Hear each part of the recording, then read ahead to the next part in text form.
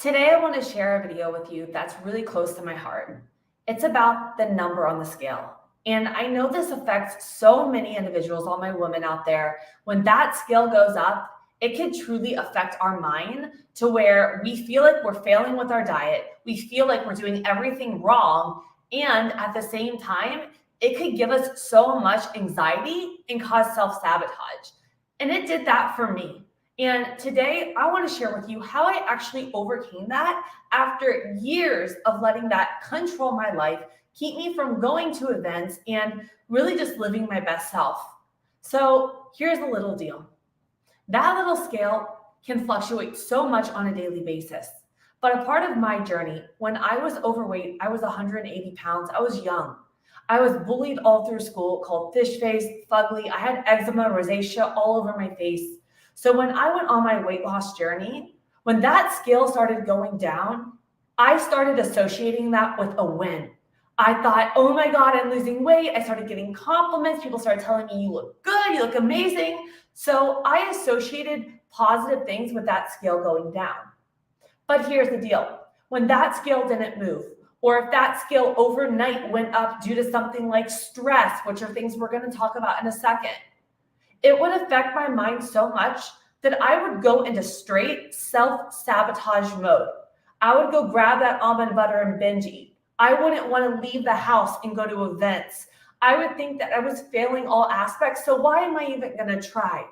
And I work with a lot of clients that similar thing happens. Like I have people that we don't even use the scale to track our progress because the truth is it fluctuates so much due to stress.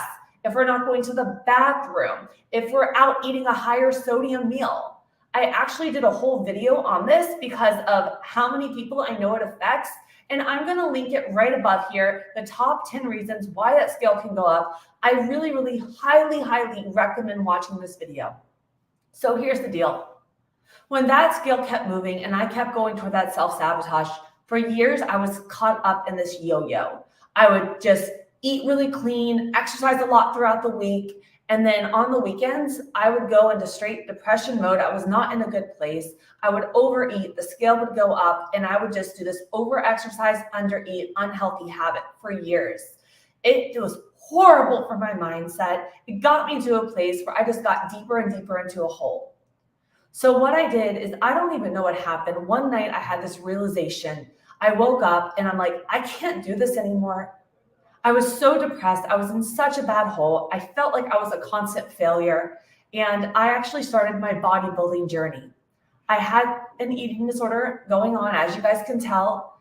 And I told myself that I was going to spend the next however long it took for me, focusing on building my metabolism, building my body, because I was on very low calories at that point. I was doing like 500 calories throughout the week and then binging on 6 to 7 on the weekend. The scale would fluctuate 5 to 7 pounds on a daily basis, literally because of my stress. My hormones were off, the food, the overeating, all of that. And I started my bodybuilding journey, and that's when I started my social media. And if you're not on my Instagram, go follow me there. I'm there every single day with fun workouts, making this a lifestyle. And this is the deal. When I was on my journey, I said, I am going to focus on building my body, overcoming my mindset, and getting to a place where I fall in love with myself, don't care what that scale says. And that is exactly what I did. Here's my step-by-step to how I overcame that number on the scale. So this is what I did. Every single day, I actually created a routine focused on progressive overload. I wanted to build my body like all those people in the magazines that had the strong muscles. So I'm like, I need to lift weights. I need to stop doing this crazy cardio. I need to start fueling my body and put on the muscles so I can get there. I can do this. So I started focusing on progressive overload, and I was still so wrapped up on that number on the scale. For the first 2 years, I remember calling my mom, just saying, I'm gaining weight, I'm getting fat, but I wasn't, guys. I was lean. I just had that habit. What happened was I started slowly seeing myself as I was focusing on the progressive overload, getting stronger in the gym. I was starting to lift more than the guys as I was fueling my body properly. I started falling in love with the number on the weights versus the number on the scale. I stopped following every girl on social media that was just lean doing the NPC competitors, because to me, those things actually triggered more. Those, when I was following people that were just, all the competitors that had the very lean physiques, I'm like, why don't I look like that? And it made me feel worse about myself. So my step one is I unfollowed everyone that made me feel bad. I started following everyone that embodied strength that I thought was strong and powerful. My top ones were Dana Lynn Bailey, by the way, and Kaz Martin. When I saw them rowing those 100-pound dumbbells, I'm like, I need to do this. And I said, I'm going to get there. I'm going to see how strong I can get. Because the truth is, if you're building muscle, you're getting stronger in the gym, guys, and you're eating properly, you are transforming your body. And this is a huge thing that I teach to my clients, because I work with a lot of people with food fear, and we overcome that together. We fall in love with our progress, and that in return leads to results.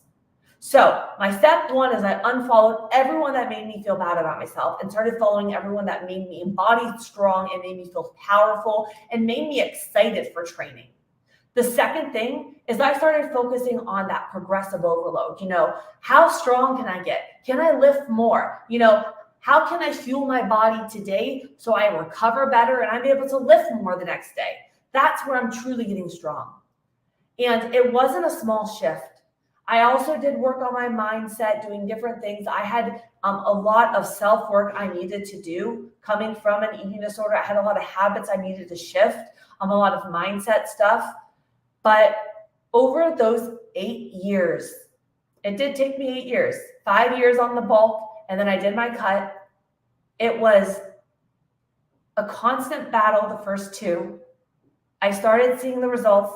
I started tracking things other than the scale, which is my step 3. Don't just rely on the scale when it comes to your measurements.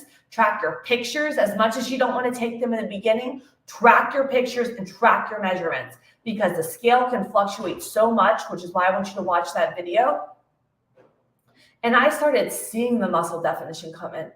I started seeing myself get stronger. I started letting go of that number on the scale, because I'm like, girl, you're in beast mode. And it almost became to a point where it was no longer even a thought, no longer even a stressor. I was best friends. Like, some of my best friends are literally, I was 180 pounds at the height of my bulk, rowing the 100-pound dumbbell. Those are my best friends. All the guys that were there, we were beast mode working out together. I felt so strong, guys. That's when I knew I was ready to go on my cut. I went from 500 calories. I was up to 6,000 calories a day. I was back up to 180 pounds, but I did that because I wanted to get to that place where I loved myself and I didn't care about the scale. I was following everyone that made me feel amazing and strong and powerful. And then I went on to my cut. I lost 50 pounds in a sustainable way in 9 months. I kept it off. And now I eat over 2,600 calories. I don't even weigh myself anymore. Don't even ask me what my body fat is, because I don't care. The body fat that you feel healthy with, you have your energy at, you feel strong, you feel sexy, that is the healthy body fat for you. If you're in a place where your thyroid is run off, we feel, run down, we have all these other issues going on with our health, then we need to get our health back. But it ain't about what the number on the scale says. It's not about what your body fat is. It is about when you're living the lifestyle of health, you're fueling your body, you feel strong, you're getting stronger, your stress is down. That's when your body transforms. And I just really needed to put that message out there today. And I really want to say this. This is exactly the reason why I created my 90-day transformation challenge. Because it's not just about losing weight. It's about changing our life, understanding our body, making peace with the scale. And in return, our body transforms. And if you're in that place where you've tried every diet out there, you have a little bit of fear of food, this number on the scale bothers you so much, you don't know what to eat for your body, and you're ready to get sustainable results, I invite you to fill out that questionnaire below and come join my next 90-day transformation challenge. I help clients all around the world. I work with busy moms. I work with individuals, period, post-menopause. I work with college people. The truth is that it's not, I need results ASAP. It's, hey, what can I do so I can get sustainable results? All my clients I teach them what they need to know so that they're able to build muscle, lose fat, fall back in love with the food, nourish our body, and get sustainable results eating more food. And if that sounds like something you are looking for, I want you, again, head to that description below. Let's set up a call to see if we're that perfect fit for my upcoming 90-day transformation challenge. And remember, you're more than a number. It's not about the number on the scale, guys. If the scale's been controlling your life, it's time to take back your power, focus on what truly matters, your health, your happiness, your journey. And I want to thank you so much for watching this today. And if this really resonated with you, I invite you to actually watch this video. I put up one yesterday on everything that I went through on my 50-pound fat loss, things that I really wish that I knew when I started it.